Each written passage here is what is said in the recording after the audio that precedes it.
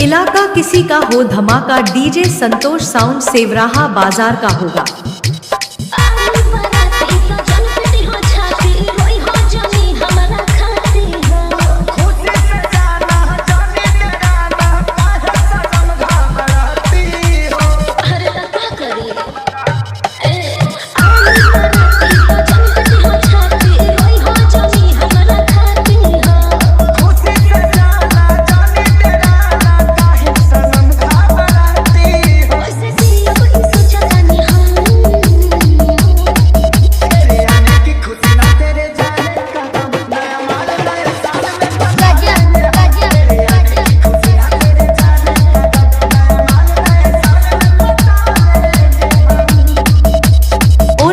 Power bass DJ Santosh sound Sewraha बाजार। DJ booking करने के लिए संपर्क करें।